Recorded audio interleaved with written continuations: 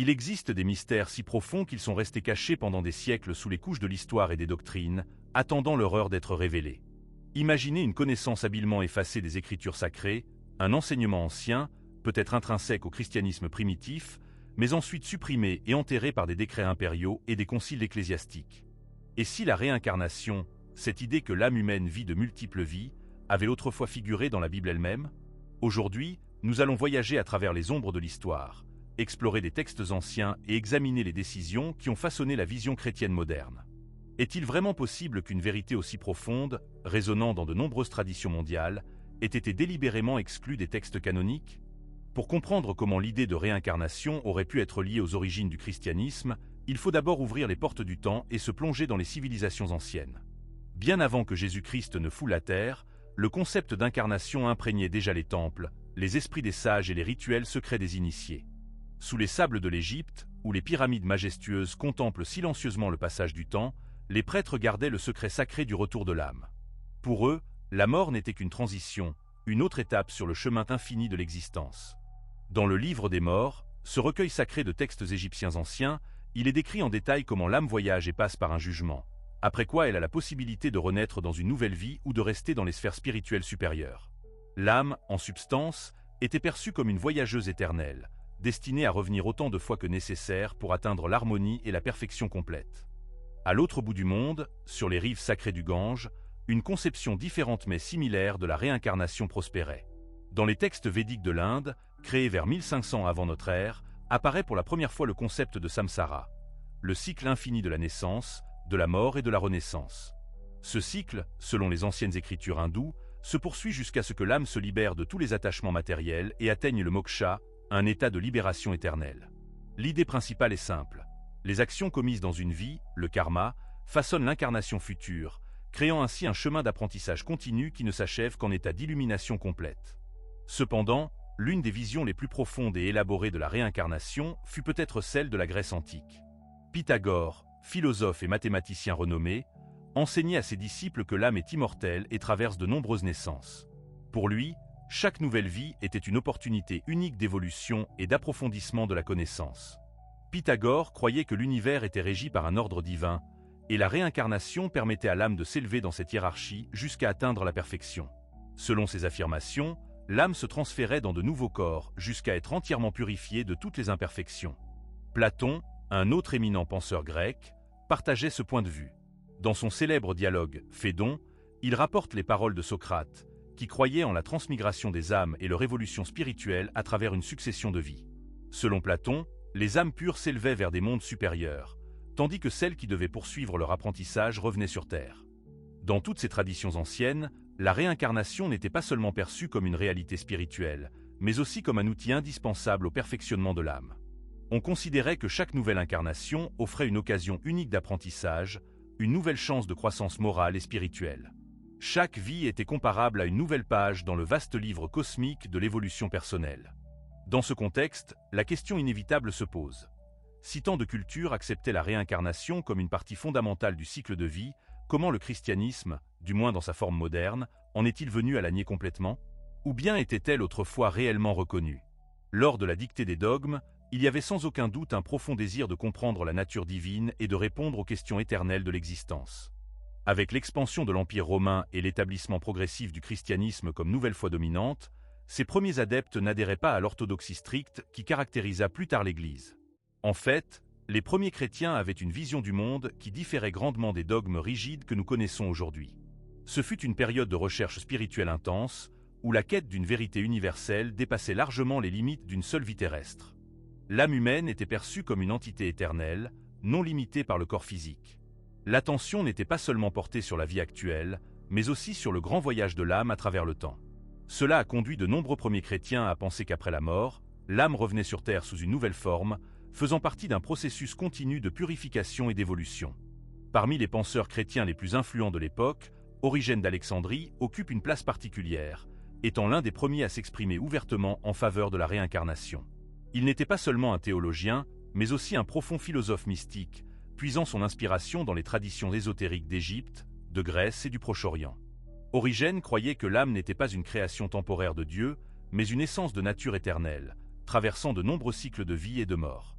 Dans son œuvre monumentale, Des Principes, il affirmait que l'âme humaine, après avoir quitté le corps, revenait dans le monde sous une nouvelle incarnation jusqu'à atteindre une purification complète. Pour lui, la réincarnation était une partie intégrante de l'évolution spirituelle. En traversant de nombreuses vies, l'âme se purifiait et se perfectionnait jusqu'à atteindre la perfection. Origène ne percevait pas la réincarnation comme une punition. Au contraire, il y voyait une opportunité inestimable d'apprentissage et de croissance. Il pensait que les épreuves de la vie étaient nécessaires pour que l'âme atteigne la perfection et que c'est à travers elles qu'elle se rapprochait de la sagesse éternelle. Il écrivait « Chaque âme vient dans ce monde, fortifiée par les victoires ou affaiblie par les défaites des vies précédentes. » Cette idée, selon laquelle les choix et les erreurs d'une vie peuvent influencer l'incarnation future, faisait étonnamment écho à la philosophie de la justice cosmique qui imprégnait de nombreuses traditions spirituelles antiques. Pour Origène, la réincarnation n'était pas étrangère au christianisme. Au contraire, il estimait qu'elle s'accordait parfaitement avec l'enseignement du salut et de la purification prêché par le Christ lui-même. Après tout, qui pourrait mieux comprendre l'éternité qu'une âme ayant déjà traversé de nombreux cycles d'existence? Au cours des premiers siècles du christianisme, sa doctrine se forma activement, absorbant diverses traditions spirituelles et philosophiques de l'Antiquité. Parmi les premiers textes chrétiens, la réincarnation fut l'objet de vifs débats, bien qu'elle ne fût pas unanimement reconnue. Cependant, au VIe siècle, un événement dramatique se produisit.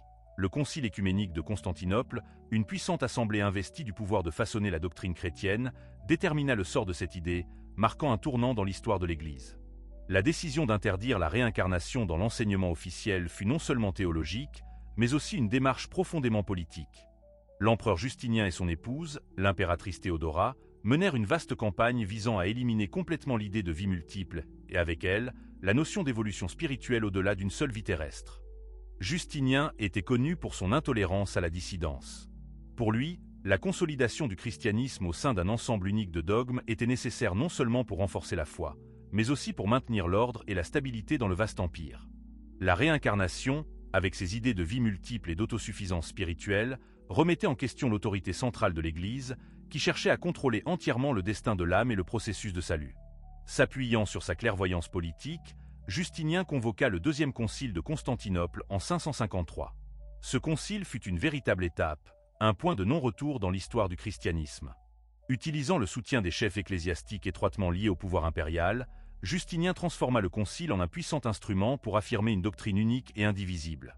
Au concile de Constantinople, des évêques et des théologiens de diverses régions, notamment des terres chrétiennes orientales, se sont réunis. Bien que quelques représentants occidentaux fussent présents, les figures clés furent le patriarche Eutychius de Constantinople, qui présidait, et le pape de Rome, qui résista d'abord à certaines décisions, mais finit par céder à la pression impériale. L'exclusion de la réincarnation de l'enseignement chrétien était loin d'être une question purement théologique. La réincarnation représentait une idée puissante. Elle impliquait que chaque âme était responsable de son propre développement et qu'en traversant de nombreuses vies, elle pouvait atteindre la pureté nécessaire pour s'unir au divin. Ce concept aurait pu éloigner les gens de la nécessité d'une institution médiatrice unique pour le salut. Le contrôle du destin de l'âme était l'un des moyens les plus efficaces d'assurer le pouvoir de l'Église sur les fidèles. Si les gens croyaient n'avoir qu'une seule vie pour assurer leur salut, leur désir de suivre les enseignements et les rituels de l'Église devenait beaucoup plus aigu et urgent. La réincarnation, en revanche, permettait à l'âme d'évoluer de manière autonome, en traversant de nombreuses vies en dehors du cadre d'une institution unique. Justinien comprenait parfaitement qu'une Église unie sous une seule doctrine renforcerait considérablement le pouvoir de son empire.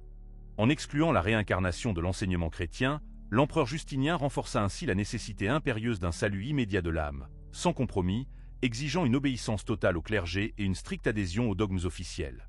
Théodora, l'épouse de Justinien, joua un rôle significatif dans l'exclusion de la réincarnation de la doctrine chrétienne, mue par des motivations profondément personnelles. Avant d'accéder au trône, sa vie fut marquée par une extrême pauvreté et une stigmatisation sociale liée à son passé d'actrice et de courtisane. Cette expérience traumatisante engendra chez elle une peur insurmontable de renaître dans une vie pleine des mêmes souffrances et humiliations.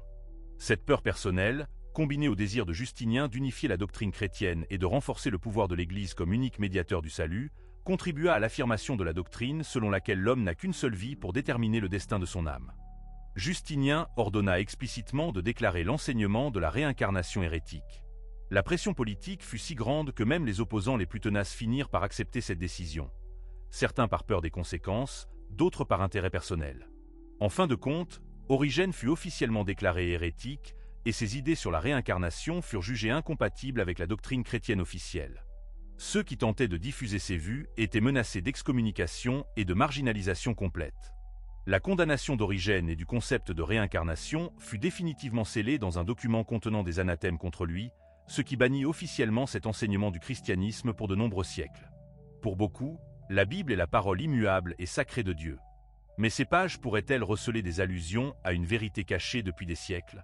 Et si le concept de réincarnation avait réellement fait partie de l'enseignement chrétien primitif, mais avait ensuite été exclu par les autorités ecclésiastiques? Dans divers textes bibliques, on trouve des versets qui, lus attentivement, suggèrent la possibilité du retour de l'âme, mais ils ont été réinterprétés pour s'adapter au dogme dominant. L'un des exemples les plus fréquemment cités par les partisans de la réincarnation se trouve dans l'Évangile de Matthieu, chapitre 17, versets 10 à 13. Après la transfiguration du Christ, les disciples l'interrogent sur la prophétie selon laquelle Élie doit apparaître avant la venue du Messie. À cela, Jésus répond qu'Élie est déjà venu, faisant référence à Jean-Baptiste. Cette réponse énigmatique de Jésus suggère que Jean-Baptiste était la réincarnation du prophète Élie, venu préparer le chemin pour le Christ conformément à l'ancienne prophétie. Pour les premiers chrétiens, cette réponse avait probablement un sens tout à fait évident. La réincarnation faisait partie intégrante de la vision spirituelle de l'époque. Jésus affirme sans hésitation que l'esprit prophétique d'Élie est revenu sous les traits de Jean, comme si c'était une réalité communément acceptée parmi ses disciples. Un autre épisode curieux se trouve dans l'Évangile de Jean, chapitre 9, versets 1 à 25. Les disciples, voyant un homme aveugle de naissance, demandent à Jésus, « Rabbi, qui a péché, cet homme ou ses parents, pour qu'il soit né aveugle ?» Cette question implique que les disciples admettaient la possibilité que l'homme ait pu pécher dans sa vie précédente, c'est-à-dire dans une incarnation passée. Si le concept de réincarnation avait été totalement étranger au judaïsme, la question n'aurait eu aucun sens. Les disciples semblaient comprendre que l'âme pouvait avoir une histoire d'action au-delà de cette vie et que cela pouvait expliquer son état de naissance. Jésus ne rejette pas l'idée elle-même, mais l'élargit, disant que la cécité de cet homme n'est pas la conséquence d'un péché, mais une opportunité pour la manifestation des œuvres de Dieu. Ce dialogue implique la reconnaissance que l'âme peut porter l'empreinte d'expériences passées. Dans l'Évangile de Jean, chapitre 3, versets 3 à 7, Jésus dit à Nicodème, « En vérité, je te le dis, si quelqu'un ne naît de nouveau, il ne peut voir le royaume de Dieu. » Nicodème, ne comprenant pas, demande « Comment cela est-il possible? Un homme peut-il entrer une seconde fois dans le ventre de sa mère et naître ?» Cependant, Jésus ne parle pas de naissance physique, mais de renaissance spirituelle, d'une seconde vie. Ce processus peut être une métaphore d'un profond renouvellement spirituel, ou comme l'affirment certains chercheurs, une indication cachée d'un cycle de vie successive menant à la purification et à la sagesse. Nicodème, en tant que chef religieux, comprenait que Jésus parlait d'un mystère profond et non simplement d'une naissance physique. Une lecture littérale ne correspond pas à la profondeur du message du Christ, qui indique clairement que la nouvelle naissance est la clé de l'évolution spirituelle, un concept tout à fait compatible avec l'idée de réincarnation. Bien que la doctrine de la réincarnation ait été supprimée dans de nombreuses traditions occidentales, elle regagne en force dans la spiritualité moderne comme une quête de sens, de but et, surtout, de compréhension de l'essence même de notre existence. Dans un monde où la recherche de réalisation instantanée éclipse souvent le processus de croissance intérieure, l'idée de vie multiple devient une sorte d'antidote, offrant un chemin d'apprentissage continu et d'évolution de l'âme. Pour la spiritualité moderne, la réincarnation n'est pas seulement une idée de ce qui se passe après la mort, mais une manière profonde de donner un sens à l'expérience humaine. Elle suggère que chaque vie est une opportunité unique de croissance, une chance de purification et de connaissance, nous rapprochant de notre véritable « moi ». Au lieu de chercher le salut dans le cadre d'une seule vie, comme l'enseigne le christianisme officiel, la réincarnation offre une vision plus compatissante et patiente du développement de l'âme, différente du concept de la damnation éternelle en enfer ou du repos éternel au paradis. La notion de réincarnation a été réintroduite dans la conscience occidentale grâce au contact avec la philosophie orientale, notamment l'hindouisme et le bouddhisme, où la réincarnation est une idée centrale. Des philosophes comme Alan Watts, des leaders spirituels comme le Dalai Lama et des gourous comme Swami Vivekananda ont joué un rôle important dans la renaissance de cette idée, soulignant que le cycle de naissance et de renaissance est un processus de libération et de connaissance de soi. Selon ces traditions, les actions d'une personne, son karma, façonnent non seulement la vie actuelle, mais aussi l'incarnation future, approfondissant la conscience de la responsabilité et de l'interconnexion entre tous les êtres. Avec le temps, cette vision a trouvé un terrain fertile en Occident. La renaissance et le karma, autrefois considérés comme des concepts exotiques, sont devenus la base de profondes réflexions, contribuant à une nouvelle compréhension de la vie et de l'âme. Outre la philosophie, la réincarnation a également reçu un soutien significatif de la psychologie moderne. Des chercheurs comme Ian Stevenson, psychiatre et professeur à l'Université de Virginie, ont consacré des décennies à étudier des cas d'enfants qui racontaient en détail leurs vies antérieures. Ces recherches ont révélé des preuves étonnantes. Des enfants de différentes parties du monde décrivaient des faits sur des personnes décédées depuis longtemps qu'ils n'avaient jamais rencontrées, et rapportaient des détails, tels que des noms et des lieux, qui étaient ensuite confirmés par des documents. La pratique de la régression dans les vies antérieures s'est popularisée, affirmant que l'exploration des souvenirs d'incarnations précédentes peut aider les gens à surmonter des traumatismes profonds, des phobies et des blocages émotionnels dont l'origine ne peut être expliquée dans le contexte de leur vie actuelle. Au lieu de percevoir la réincarnation uniquement comme un concept philosophique, la psychologie transpersonnelle explore la possibilité que nous portions en nous les empreintes de vie passée et que ces souvenirs, conscients ou cachés, aient une influence significative sur notre état psychique actuel. La réincarnation demeure l'une des plus grandes énigmes existentielles, suscitant de profondes réflexions, de l'inspiration et, simultanément, défiant les croyances les plus enracinées.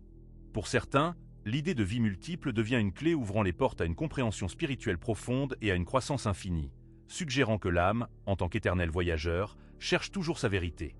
Pour d'autres, ce n'est qu'une croyance, ne correspondant pas à leur conception de la nature de l'existence humaine, éloignée de ce que la tradition chrétienne officielle nous a laissé.